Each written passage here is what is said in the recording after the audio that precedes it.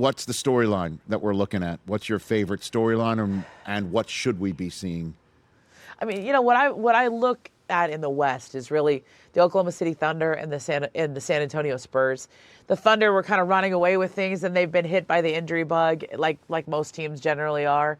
And it allowed the Spurs to come on here and provide this challenge to them, where down the stretch, it is not outside of the realm of possibility that the Spurs catch the Thunder for that top seed. And Victor Wembanyama, we saw how competitive he is in the All-Star game. You saw how he was in the matchup so far with the Thunder. I think that's something he wants. And none of us thought the Spurs were going to be this good this quickly, but they really are coming, and they might already be here. So I'm going to be watching to see how that plays out. Obviously, in the East, Jayson Tatum, potential return. I'm about to go on NBA Today and talk about that. I think my general sense is he's done everything possible to put himself in position to return this season. The question becomes, though, is that the right idea for him and for the Celtics? If he's able to come back, you have to understand he is not going to be the same Jayson Tatum we all saw, right? He's going to be Jayson Tatum who came back very quickly from an Achilles. And is that worth the risk of re-injury? And I talked to him just the other day, and he said, I still have not made a decision of whether or not I'm going to come back this season at all. I mean, he's going to be in position to make that decision. He's ramping up to make that decision, but we're not to that point yet. He's still got a few hurdles to clear. I think Boston, surprise team in the Eastern Conference, second overall. Nobody saw that with Jayson being out, but Jaylen Brown's had this MVP caliber year.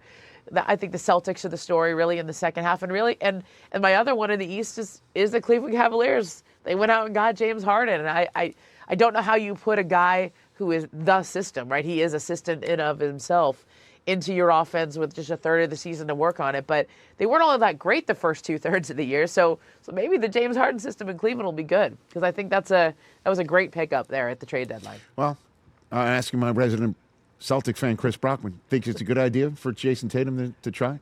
Yeah, they can win the title with Jayson Tatum. They can. I mean, they really can, Ramona. No one saw it coming. But what version of Jayson Tatum are you getting, right? I remember when Kobe came back from that Achilles, and a couple weeks into the comeback, he knocked knees with Tony Allen and broke a kneecap. And I mean, you haven't played basketball in 9-10 months. He's not going to come back and just be that guy again. Rebound, shoot threes, play a little defense, 25 minutes a game. Okay. He's definitely coming back, though. Why would NBC flex into Celtics Sixers on March 1st and announce that they're releasing this, rehab doc with Jayson Tatum? I know everybody saw that, and I know that looks to be what everybody. I know why people think that it could be that, okay? But I'm telling you, Jayson, the last thing anyone in Boston wants to do is put pressure on Jayson Tatum to come back until he's not just 100% ready, but 1,000% ready. If he wakes up 3 days before whatever day he's targeting, or if he's even targeting a day, if he wakes up and just doesn't feel right or doesn't trust it, nobody wants him to go out there just because there's a documentary coming out or because they flexed that game. This is an Achilles injury. My